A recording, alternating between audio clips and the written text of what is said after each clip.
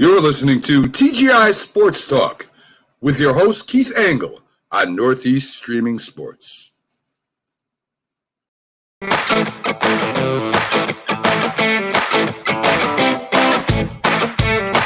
Good morning, everybody. Keith Angle for TGI Sports Talk. It's Friday, April 12th, middle of April. What a beautiful week we're having here in upstate New York, I should say. Northeast Streaming Sports Network is where we're broadcasting from, as well as TGI Sports Talk. You find us on Facebook, YouTube. We share the shows to Twitter and Instagram and all kinds of podcast outlets as well, as you know. iHeartRadio, iTunes, everything you can think of. Good morning, Dave Guyette, first one in the room. So listen, first order of business, I want to thank again all the groups that allow me to share this show to. There will be definitely some great content for you whenever I do share it. I want to thank my guest from last week, Kevin Kernan from ball9.com. If you don't read ball9.com, please do so. What a great online publication. And Kevin does some great pieces, more long form stuff than he was able to do when he was writing for outlets like the New York Post and such. Great stuff. I thank Kevin every time he comes on. We'll have Kevin on again soon, probably.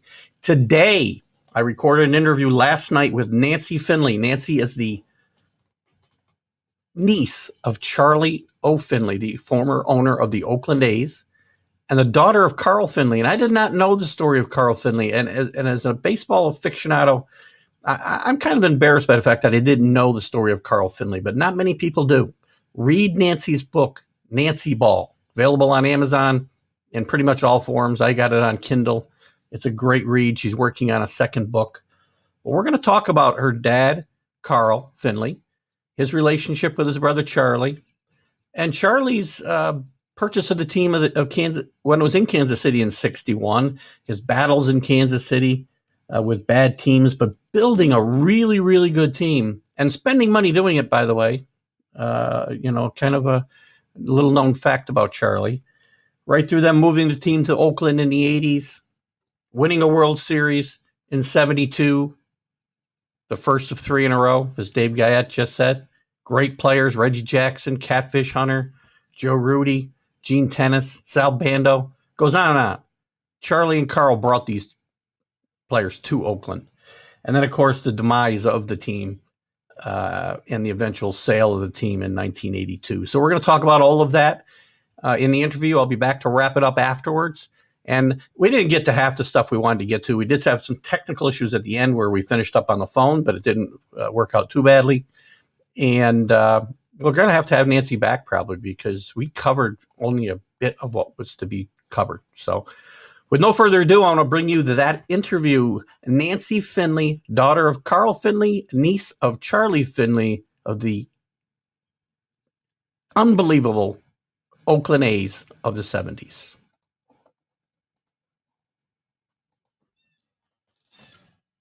See? Yes, it does. The first season was 60.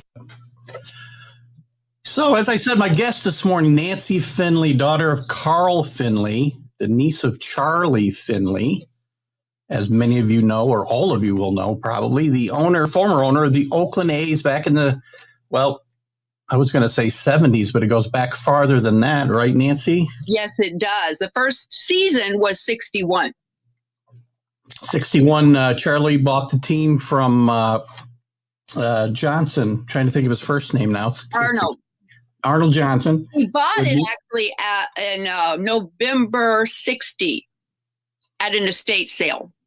After Mr. Johnson passed away, Mr. Johnson had an aneurysm.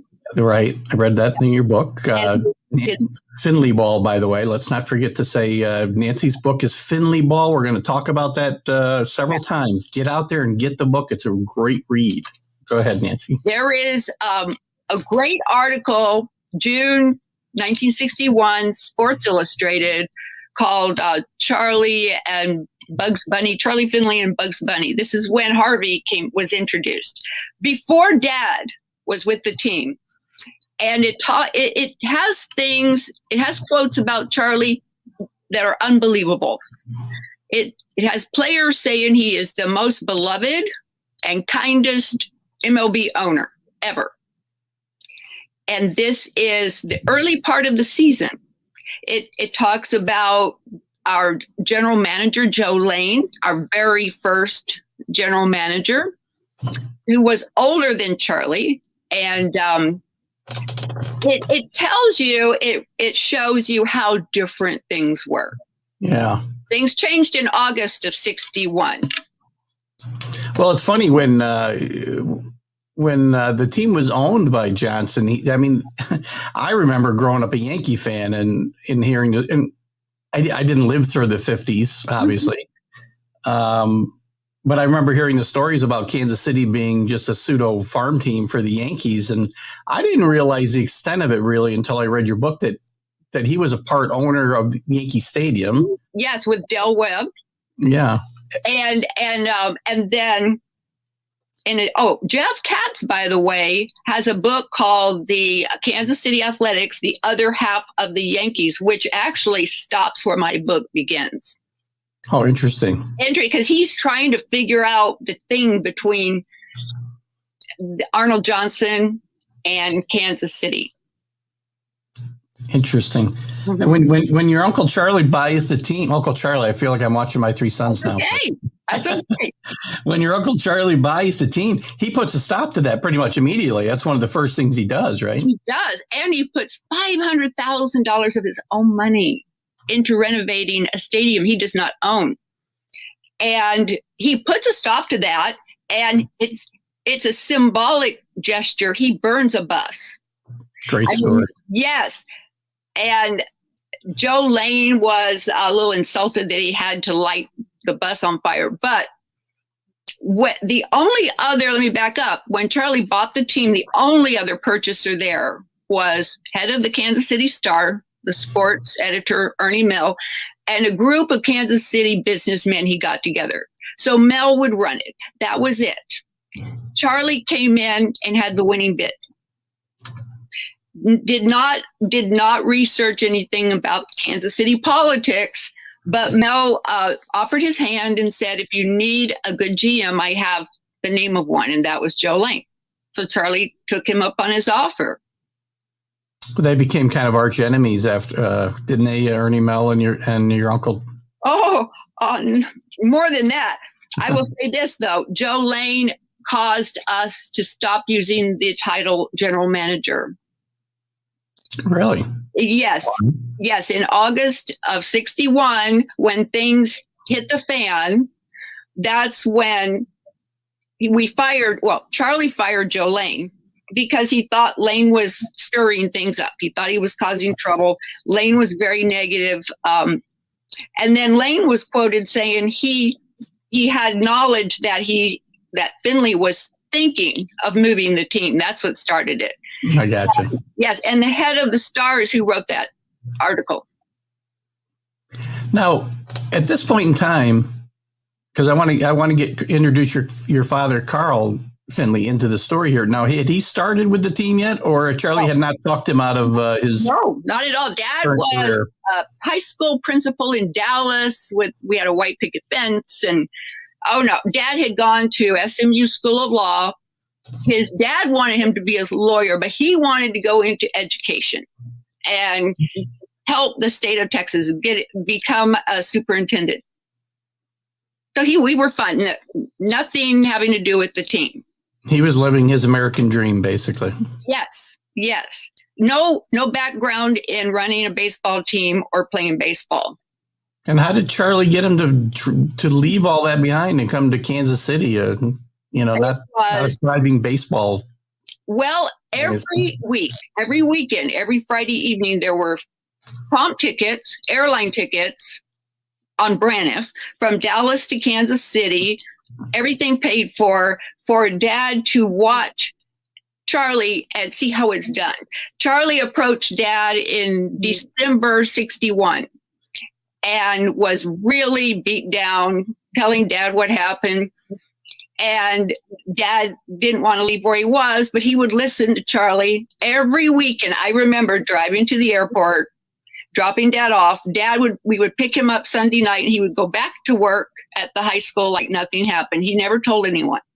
But he often came back with pictures of pretty women that they'd given him 8x10 signed. Mm-hmm. And that's the first time I remember my parents arguing. But that went on for about 4 or 5 months. And Dad finally said yes, but he had terms. So Dad gave his resignation, and I heard from one of his students that he never said why. And I figured Dad thought he might need to come back. Yeah. He probably thought he would need the job again in a few years. Who were they to think they could run a team? Was he a big baseball fan, your dad? He was more of a football fan at that time. But he loved sports. And he always, they socialized with the head of sports at Dad's high school. And they were on, my parents were on a bridge team, and they did a lot of socializing, but Dad never thought twice about working for a sports team. But I know Charlie knew Dad, knew business very well. And Dad's master's was in journalism. So the idea was Dad was going to research Kansas City and this Kansas City Star writer. And also Charlie was going to have Dad tell him how to speak to the press, which didn't work out. Not too much. Because Dad was always angry that he told Charlie the press knew how to push his buttons, and you can't let that happen. Charlie was always apologizing. He never got much better over the years, right? I know. It really didn't. He really didn't start listening till 75. Well, and not to jump too far ahead, because I do want to cover some of the Kansas City time, of course. But, I mean, what's funny is, I mean, I'm a big baseball fan. And being a Yankee, even though a Yankee fan, when I was a young Mm-hmm. we're probably close to the same age, I would say, from reading the book. I won't say how old I am. Okay.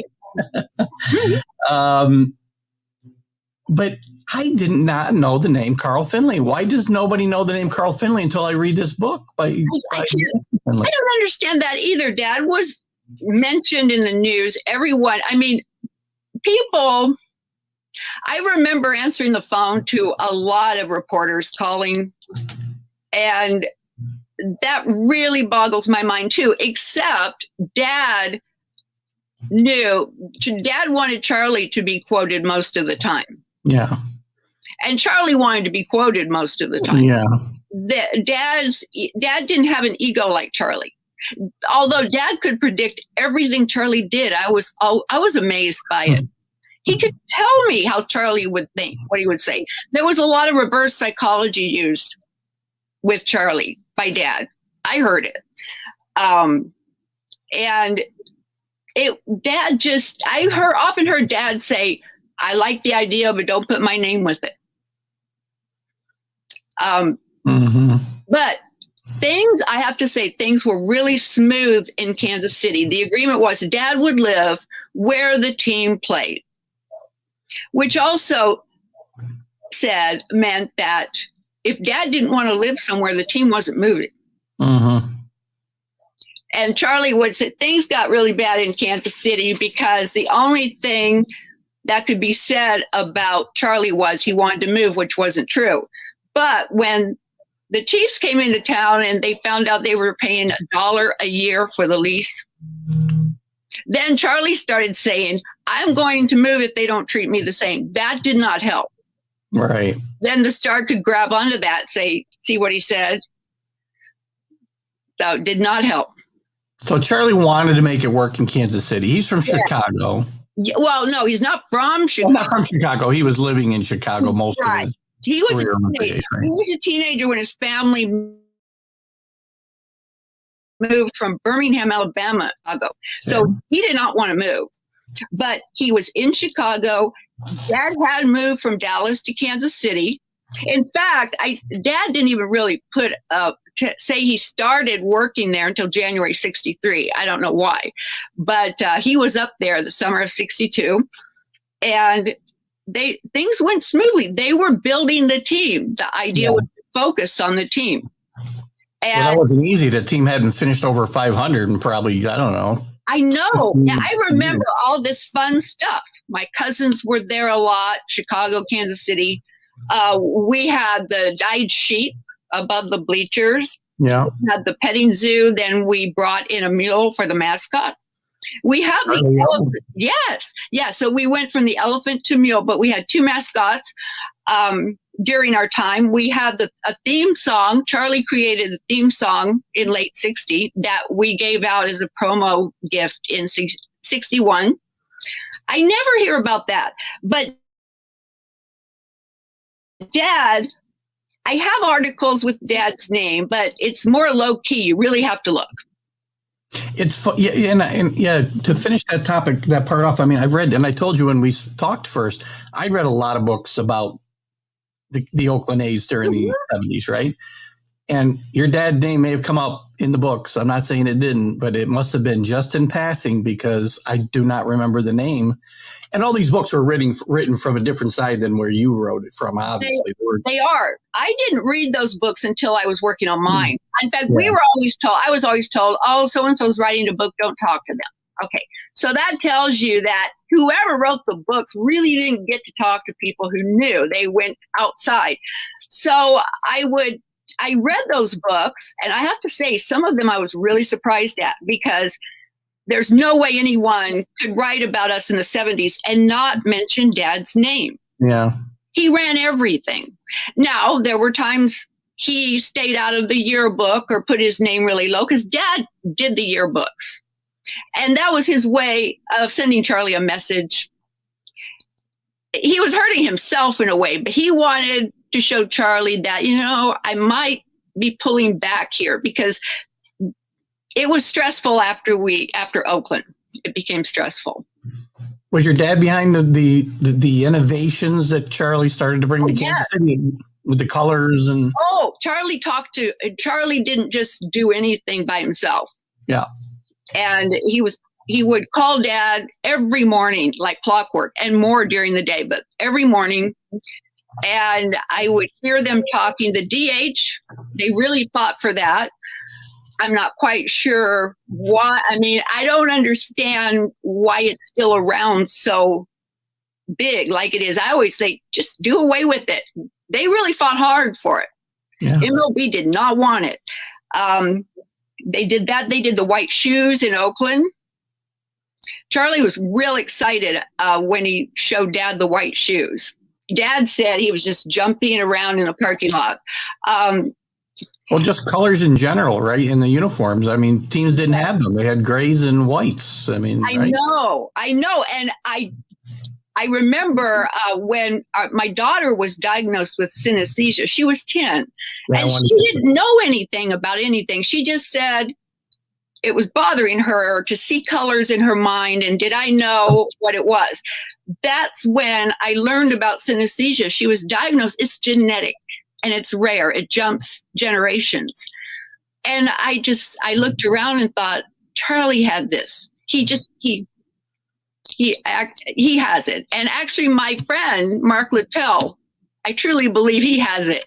I let him know. Oh, really? Yes. One of my favorite guests, by the way. He's a great guest. And it's a way people write. It's a way people see the world. And people with synesthesia understand it. Someday, I will understand how it helped Charlie win. Helped us win because he had to watch the game. Yeah. And he sat there and he would make a decision on what to do. He would not leave something up to a manager most of the time. Except 1980, if anyone ever notices, when Dad hired Billy Martin, Charlie stayed away.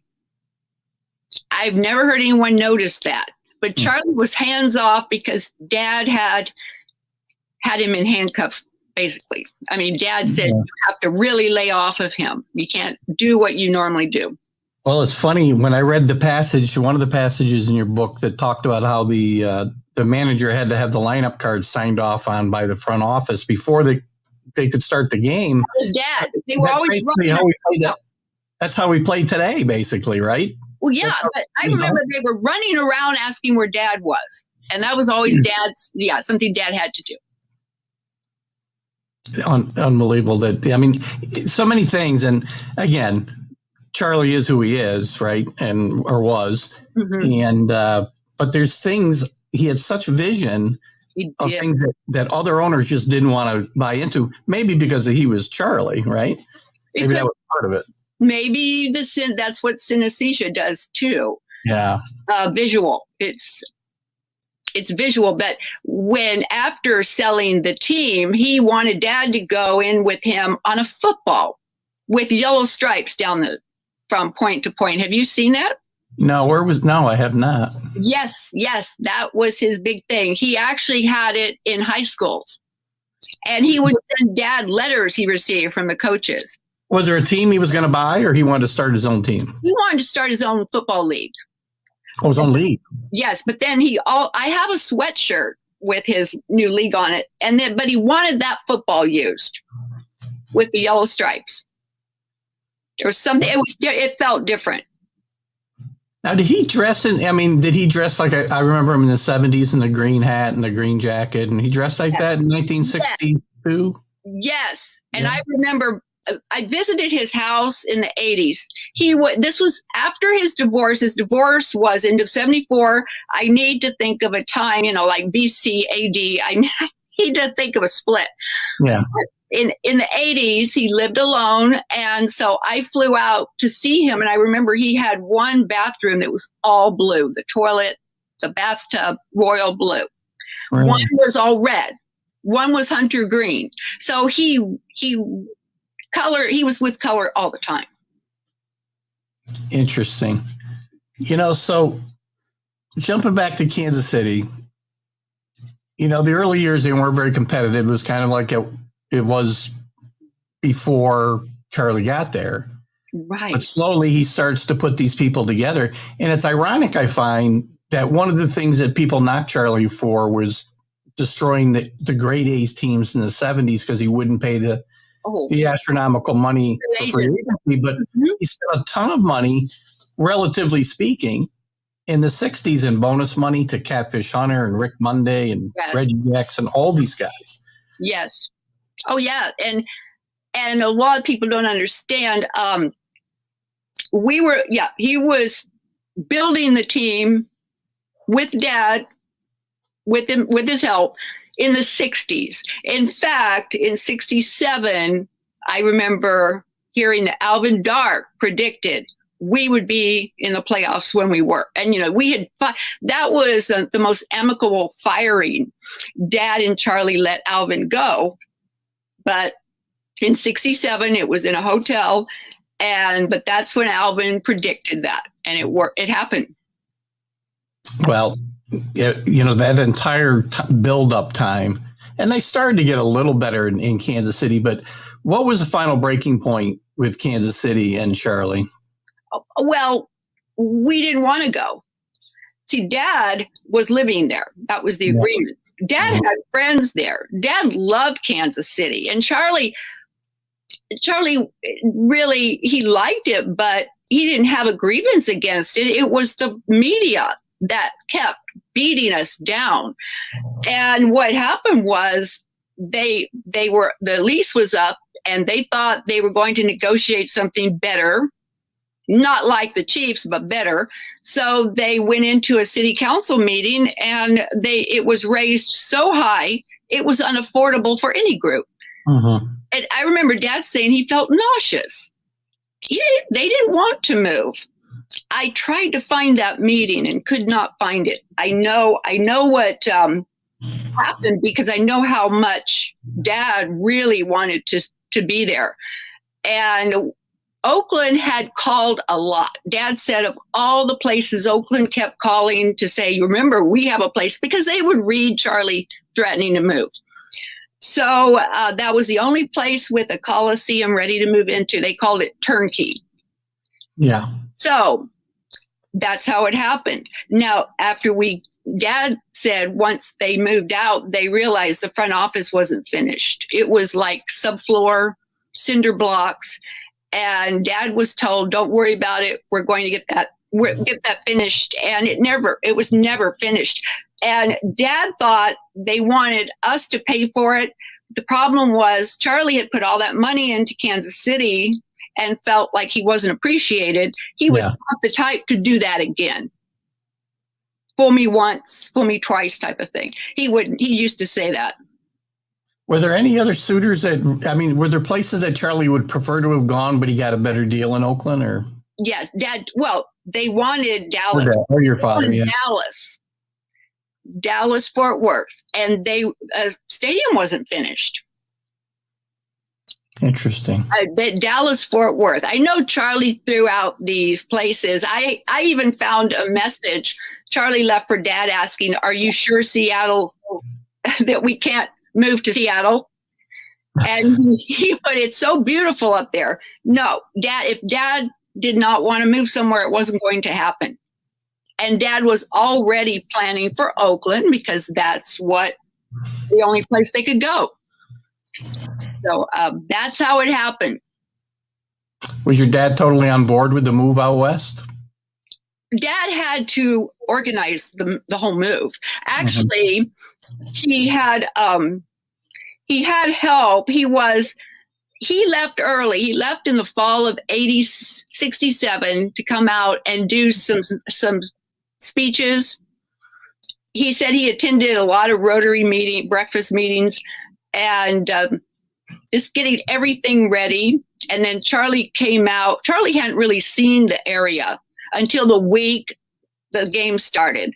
He never visited Oakland before he moved there. He did on business a couple of times, but never really saw it like Dad did. And I remember he said he was not impressed, but Dad always saw the good things. He took me to Jack London Square and showed me how, the beautiful locations. He said, "At least here we get a view of San Francisco." That's true. It's a beautiful area. I mean, it is certainly a beautiful area. And things start now. So the move happens, and what's this like? I mean, your family life was kind of disrupted by your dad joining the team in the first place, right? Yeah, sports entertainment led to their divorce. My parents divorced in 67. And then I moved back to Oakland with my mother, but she ended up cutting ties off. She ended up not allowing me to have any communication with Dad. And I knew they moved because Dad's sister had some stationery. I would look at that when visiting her in Dallas. And I knew they were in Oakland. So I was actually taken away by CPS in Dallas. My mom just could not mother. She was a little older than Dad. She couldn't take the divorce. And so Dad picked me up. We flew to Oakland, and we went right to the penthouse that the A's leased. And Harry Carey had pictures everywhere. What year was that you moved to Oakland? That was June 1970. Okay, so they'd already been there a few years. Okay. Yes, Dad told me about two up-and-coming players, Reggie Jackson and Vida Blue. And I knew Catfish and Campaneris and Sal Bando, Dick Green, but not the new ones. So I remember we went to the A's had the top floor of 1200 Lakeshore, and it was gorgeous. The next day, Dad drove me to the Coliseum, and people came in and had to wait in line to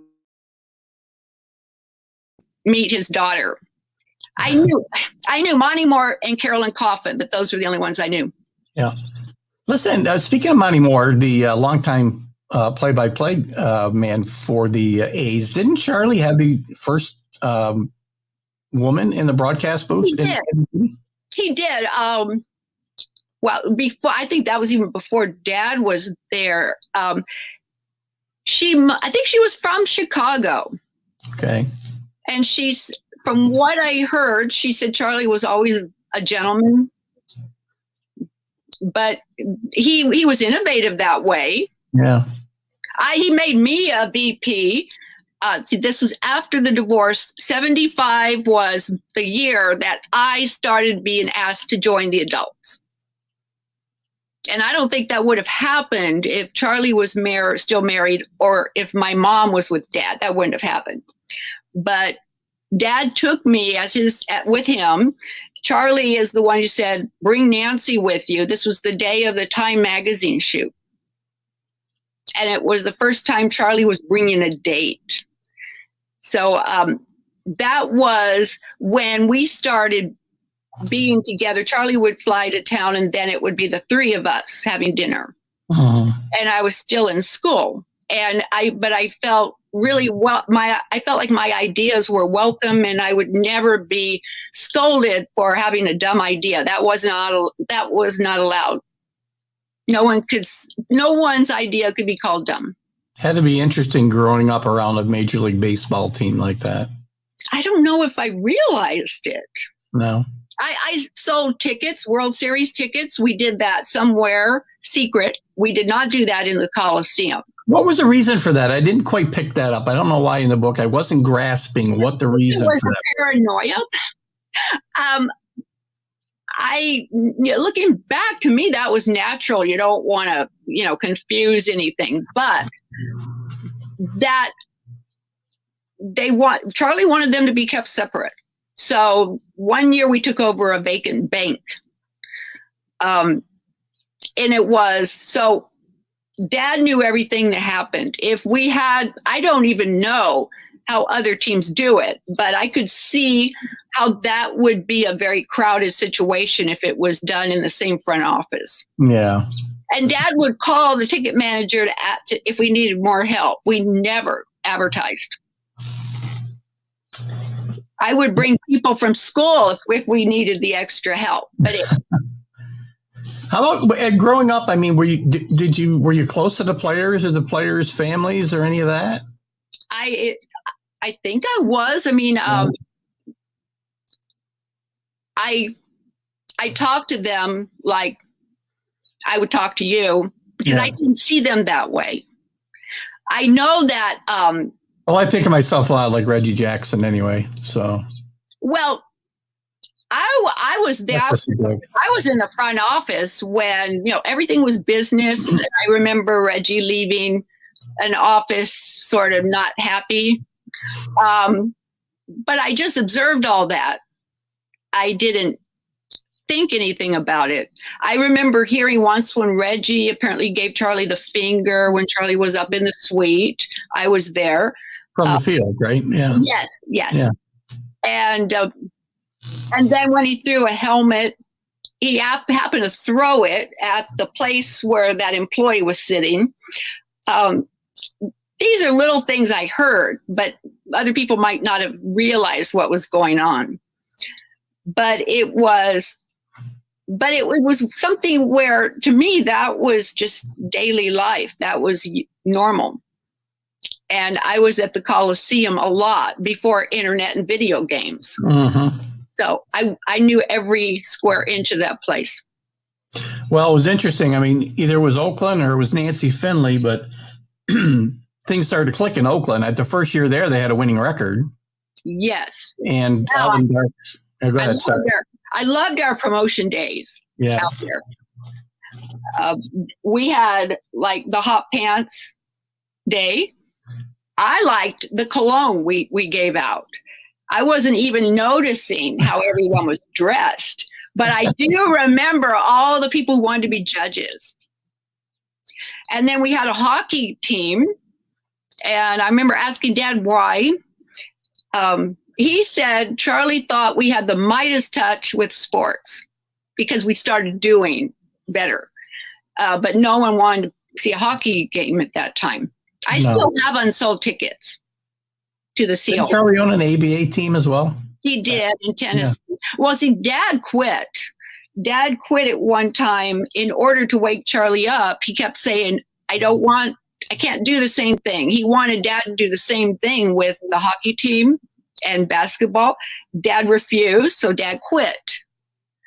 So it was, I remember wondering what was going to happen. Dad wrote a book about up to 71, and I can't imagine what was in it, but Dad had an advance from Life magazine of $9,000. And someone in Kansas City paid $2,000. And then Charlie called him and hired him back, said, I need you. So Dad promised not to come out with a book. What did he do with the manuscript? Well, that's what I'm wondering. I know he gave it to the Life magazine people, but they're not bringing it forward. Interesting. I know that was before our wins. So yeah, that would be very interesting material, I'm sure. Yes. Yeah. Again, Nancy, it still boggles my mind that your dad was like so far back in the shadows that he's just not remembered. That's one of the reasons I wanted to do this interview. Is, I mean, when they win the World Series in '72 for the first time, I mean, most of those players were homegrown and brought to the team by your father and Charlie. I mean, they built a dynasty from the ground up. Mm-hmm. Yeah. I didn't realize how bad we were in Kansas City because it was a fun time for me. The man who boarded the mule for us, he gave me my own pony. I mean, it was just, we were always like in hotels, and I know I was around a lot of people in baseball, but I didn't pay attention to that. But it was a lot of pomp and circumstance. When we moved to Oakland, things became very serious, at least when I came out. Things were very serious. And winning does that. I think something happened, but then we let loose. We just started winning. And I remember all the fan mail Vida received in '71 because I helped go organize that. And it was just one thing after another. But Charlie had to stop the hockey and basketball team for Dad to come back. And he couldn't sell them, but they just sort of withered. A lot of people have wondered why, but that's it. Dad said their goal was to focus on baseball, and that's what they needed to do. And Charlie went through managers like, Charlie O, the mule, went through Oates probably. I mean, your dad couldn't slow him down there. I mean, he's had a manager of the year until Dick Williams got there. It feels like he went through a manager every single year. Charlie confessed to Dad that he liked Williams as a friend, which went against what he believed in. He didn't think you should be friends with someone working for you. Mm-hmm. So he asked Dad to be the heavy. He asked if he could say to Williams, well, I need to check with so-and-so or the guy up above or something like that. Charlie felt you have to have something like that. And so Dad never really got to know Williams because he had to play that role. It's crazy. It's funny. You said that the lineup card check was done by all the managers until Billy Martin. And I'm not doubting you, but it shocks me to think that Dick Williams let somebody approve his lineups before the game. Well, when I said that Dad signed off on those, that was from 75 onward, maybe 74. Yeah. Because I was not there that time of day or maybe noticed who was signing at that time. But I do remember because I went in, I started helping more, especially in '76 when Carolyn left.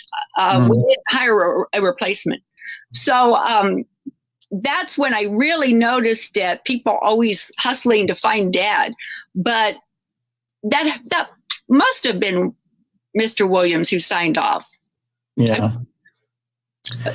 So we'll stick on Dick Williams for a second because he wins 72. They win again in 73. Playoffs too. Yeah. Well, they were in the 71 playoffs, right? They finally win the World Series in 72 and repeat in 73. Mm-hmm. Obviously, in 73, there's lots of things going around with Mike Andrews and Dick Williams announces he's going to leave. You read my part about Andrews. I did, and I'd never heard the story told from that side. I never saw it until I came across those depositions Dad had. Yeah. And studied them.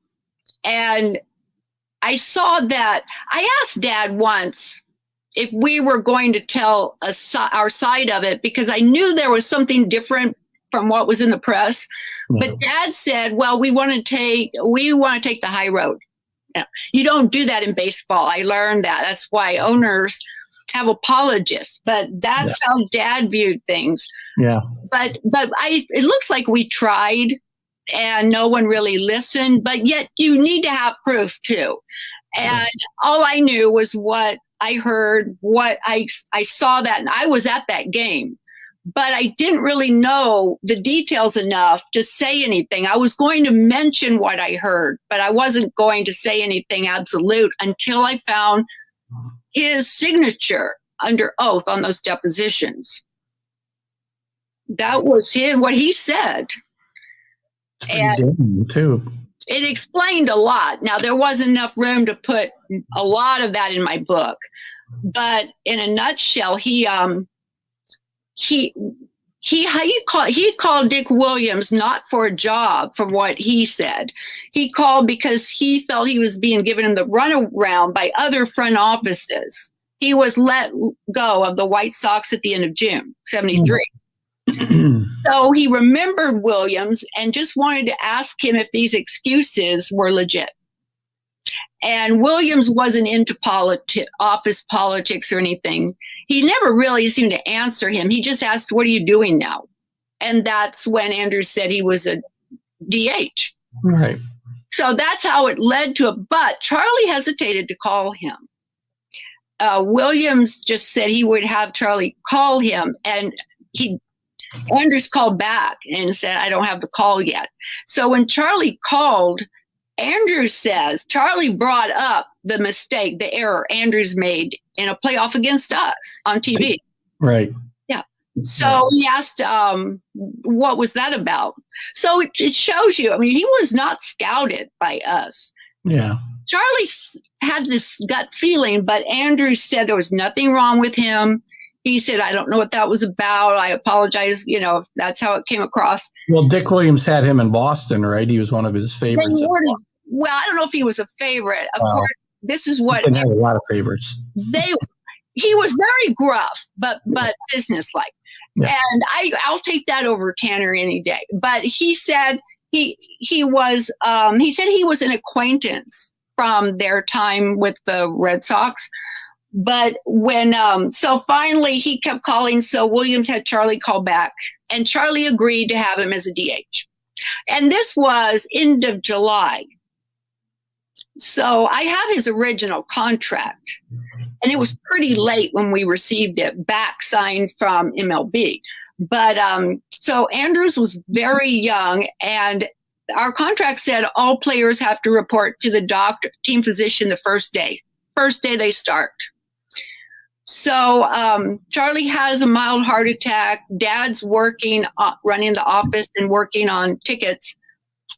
And then that night at the game when we were in extra innings and we lost, Charlie asked Dad, where's the medical file? I want to see it. So, and for those of you that don't know, Mike Andrews made 2 errors in that. Right. Lose the game.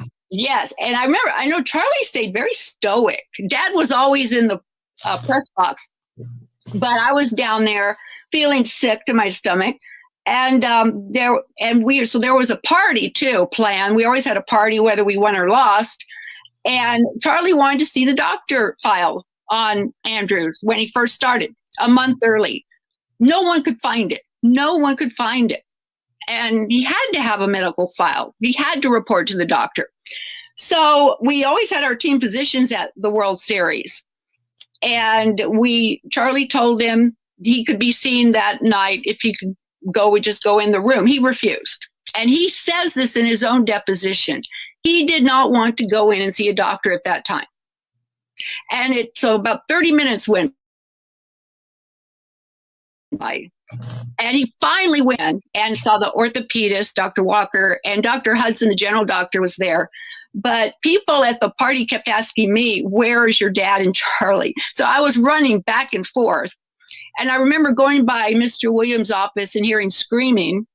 I didn't know what was going on in there.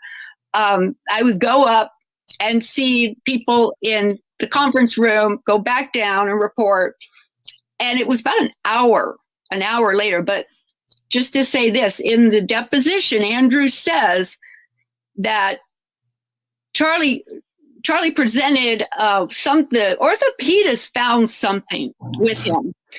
It's a long word, but he was a very well-respected orthopedist. He was at Samuel Merritt Hospital in Oakland, but he found something wrong or that made Andrews should be on the disabled list. Mm-hmm. Andrews said, nothing's wrong with me. So Charlie said, you are disabled. And Andrews said no. They were arguing about it. And Andrews finally signed something. And Charlie said, I hope you're on that flight tomorrow to support your teammates. He said, no, I want to go home. He said, I want a first-class ticket to Boston. And Charlie invited him again. This is all Andrews' words. And he said, no, I just want to go home. So he flew out that night. And we knew that the players would wonder what happened the next morning. But Dad said with labor law and all that, you can't just announce about a private meeting. Right. So the players were wondering what was going on. Apparently, Mike Andrews wrote his own handwritten press release on the flight and sent it directly to MLB and New York media. We never saw a copy. Mm-hmm. That's what happened. It was what he said. And he said that we forced him to sign something. There was nothing wrong with him. But in his deposition, then he says we should have known something was wrong with him. So there's nothing wrong with him. Right. Now, he also said we ruined his good name. And he mentioned having the standing ovation at the Mets game. But, we know why he had a standing ovation. When he made 2 errors, so they won a game. Exactly. So he was given an opportunity to run a charity for the Red Sox after that, paid very well. But when I saw the signature under oath, he would have had the same copy. It really explained a lot. And these are his own words. And I know that he also made a complaint to the medical board, but a lot of this he admits it was Kuhn's idea. Who had no love lost for your Uncle Charlie. Exactly. So that incident caused Charlie to lose income with the bread and butter, his medical insurance business. He started closing offices in the late 70s. Interesting. So, yeah. And I'd always read surrounding this same story that was why Dick Williams resigned. And in your book, he gave his 30-day notice before that happened. Yeah. That's, it's such a coincidence because I've read about 5 books that say that he decided that day that he was done and told his players. I know it said he was tired of Finley's crap or something like that. Right. But no, I was surprised to hear that he resigned, but Dad said that he wasn't really a people person, didn't like the stress. He was a great manager. But actually, I always wondered why didn't Andrew see the doctor when he was supposed to? That was not Mr. Williams' job to. Yeah. I found out that Mr. Williams was alone in his office that night when I was running back and forth. So I don't know. I think he was probably just mad at the whole thing that happened. But it was sad because I think that Mr. Williams was sort of taken advantage of in a way by being put on the spot with those phone calls. Yeah. And it's just everything. We should have been in full celebration mode, and then we had this dragging. So I think Mr. Andrews, from what it sounded like, he just wanted to be in a championship no matter what it took. Well, he managed to do that. Mm-hmm. Yes. Crook, right? Yes, he did. And I have the deposition. I told people I've actually wanted to approach bar associations with that to see their take on it. Well, it's unfortunate because it was the second consecutive world championship for the A's. Dick Williams leaves and Alvin Dark comes back again for like the third time, I think. I'm not positive. Was it the third time? Well, I think it was the second, but He was Billy Martin before Billy Martin. yes, Alvin Dark since he had predicted we would be there. He was the perfect one. He may not have been popular, and he was different at that time, but he knew the team. Well, the team knew how to win at that point too, right? Exactly. It probably, the last thing we needed was someone to come in and try to redo it. So I guess Mr. Dark knew how everyone worked. Maybe he must have been hands off. But yes, our guys were like a family. They just knew each other so well. You would give a look to someone, they know what you're saying. Yeah. And they become the first team since the Yankees to win 3 consecutive world championships in 1974. 274. And then surrounded by 71 and 75. Right. 75. Yes, 75 things you still win. Yes. Losing the playoffs to the Boston. And even in 76, the team's contending, but things are starting to change, right? We stayed in second place in 76. Then apparently in 77, we were last. That's really big change. But everybody was gone, right? Yes. In fact, I've wondered if the Andrews situation might have contributed to that. But at the same time, there were changes. Our mascot passed away in December 76. He brought in a lot of fans. People came in to pet him and have photo ops with him, so he's not there. And then Charlie's insurance business is going down because he sells to doctors. Right. And that was affected by the Andrews case. 76 is when those depositions took place. So, and then free agency and the litigation with Kuhn. So all we could do, I remember hearing Dad say, we've just got to rebuild. And Dad had a big role in scouting. I have our 77 through 79 roster. And to me, it's a beautiful thing to see, although some of those players never really went anywhere after us, but it was putting them together. Ricky Henderson was one. Oh, your dad he left for a year, right? And came back as you said, yes. But he built a team up a second time. He did. And Charlie, I guess Charlie was there when did he sell the team? 80. When did he sell the team, Charlie? 82? You froze on me. Uh-oh. We've been going along good here, Nancy.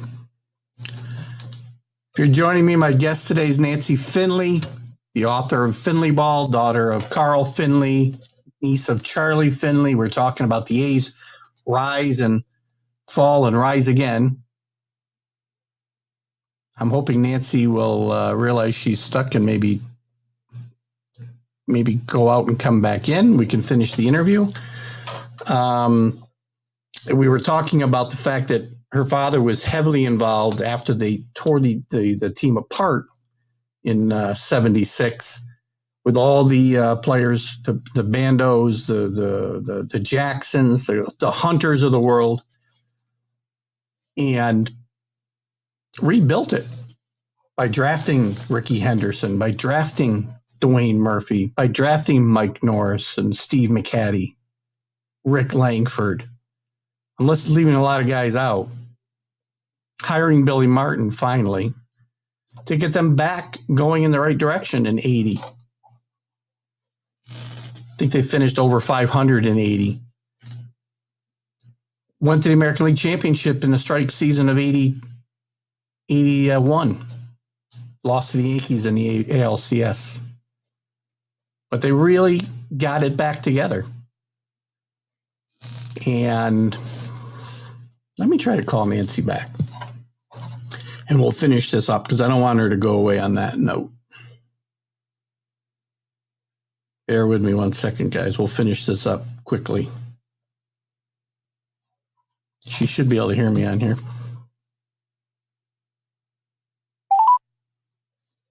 So we'll finish up with Nancy Finley. Get Finley Ball though, people. Get Finley Ball. Hello. Book. Hi, Nancy. I saw you got. Hi. We did so I've been good. trying to. Well, I'm gonna plug. What happened? That's okay. We'll finish it up on the phone here. I've been talking about a little bit while you were frozen there. I was talking about how your dad had great big hand in drafting Ricky Henderson and Dwayne Murphy and that whole team. Thank you. That Tony Armas, yes. Tony Armas, yes. There was lots of names, and they came back in '80 and had a 500 record and went to the ALCS in '81. In a very short time too, because we got so caught up then in selling the team that I think we forgot. I was sitting there in '81 at the playoffs thinking, what have we done? But it was all so quick. The lawsuit in March of '79, which caused Dad to tell Charlie, we've got to sell now. Yeah. So, it's sad because it shows you, though, how fast we could rebuild. And I remember people telling me how many positions Dad was really saving Charlie money because he was doing the job of 20 people. Yeah. Yeah. And it's frustrating. Yeah, Dad was a VP. He's never called a GM. People used to ask Charlie, who's your GM? He got real tired of it, so he finally said, I am, thinking that someone would call him on it. No one did. You'd have to pay somebody, a bunch of people, millions of dollars to do the work your dad did in the 60s and 70s, right? Exactly. In fact, Charlie's his divorce settlement hadn't really happened yet. And at the same time, his adult kids are calling Dad like every other day, asking what's going on. Charlie's not speaking to them. So Dad just would never, ignore them. So they would ask Dad because they wanted a cut out of it. Yeah. And so, it was like, and then Charlie's insurance business going down. So there was a lot. I was surprised Dad held that together, and he didn't have to. He had offers from MLB, and also in '83, some of the owners wanted Dad to be commissioner. Oh, really? Yeah, because Dad was asked to stay in a mentor VP position by the new owners. So Dad didn't retire until '84, but in '83, he started hearing rumors that they wanted him to be commissioner because Dad attended the owners' meetings without Charlie, and Dad seemed to have a good time. And then Bud Selig spoke up and said he wanted that spot. And then Dad didn't want to he just didn't want to get into politics. Yeah. So I've always wondered if Felix saw Dad as a threat because of that, because of how I've never seen Dad's name the way it should be. I don't know. It's possible. Well, I have to tell you, Nancy, we're running out of time, and we probably could have gone on for a lot longer, and I may have you back again because it feels like I just started because you're writing another book. And I'm adding. Mm-hmm. Right. So again, Finley Ball is the book by Nancy Finley, kind of the untold story of the Kansas City / Oakland A's and the rise to fame of that team. How her dad was such an unsung hero of this. And I'll tell you, Nancy, I learned a lot reading this, and I consider myself a pretty knowledgeable baseball guy. And this is why I say, people should read my book. Please do. Amazon, I found it Amazon easily. People, if you like books, you can buy the book. You can get it on Kindle. You can get it anywhere you need to get it.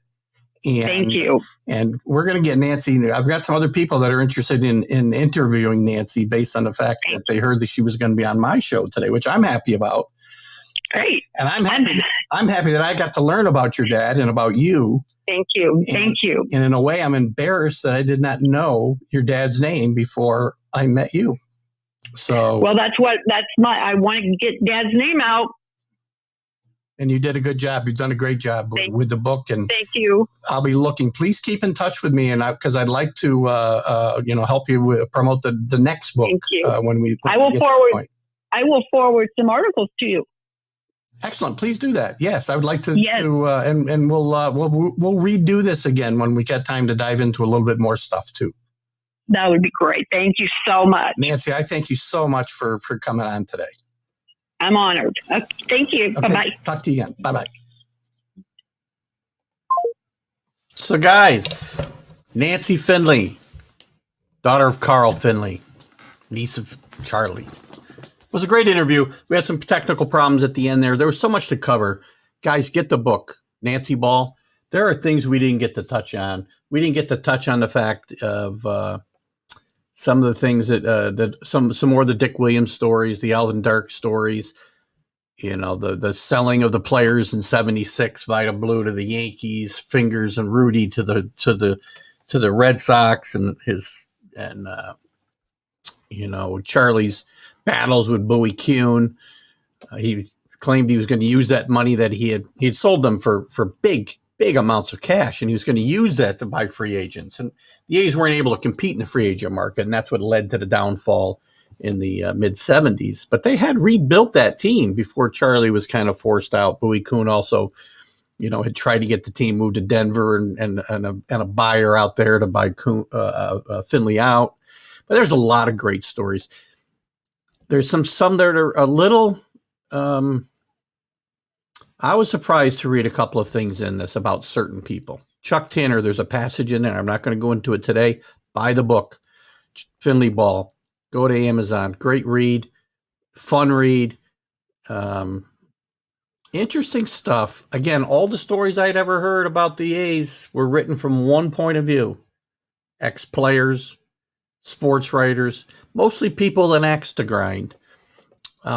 Celebrating those 70s World Series teams, but also beating Charlie up, and Nancy doesn't really pull any punches when it comes to Charlie and his faults, but she also gives him the credit that maybe Charlie never got. And I was shocked.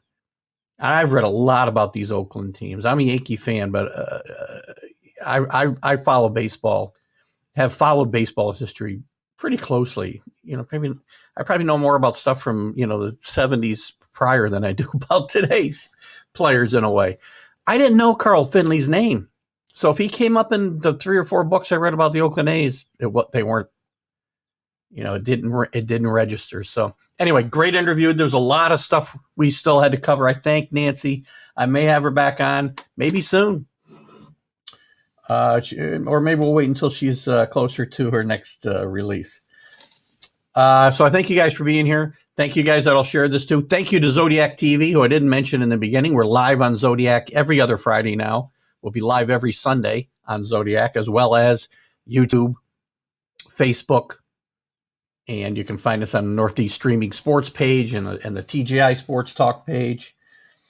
Sunday, we're going to dive deep. Sunday's all baseball, guys. We're going to dive deep into the season. Drew Ulrich will be here with me to help me break down division by division, team by team. Some will spend more time on than others. We'll talk about the potential award winners, who we see as surprises and potential disappointments. And maybe we'll get into a little bit about some of the greats that have passed here recently. So lots to cover Sunday. We'll be live at 9 a.m. Eastern time. So join me with my special guest, Drew Ehrlich, Sunday, 9 a.m. Eastern time, right here on TGI Sports Talk. Next Friday, we'll have Larry Sorensen, former Major League Baseball pitcher with the Milwaukee Brewers, St. Louis Cardinals. And we'll have a lot to talk about with Larry. Larry was a very, very good pitcher back in the 70s and probably into the 80s. We'll talk more about that as we go forward. Have a great weekend, guys. It's beautiful here in upstate New York. Northeast Streaming Sports. We're out of here. Bye, Zodiac guys. Talk to you later.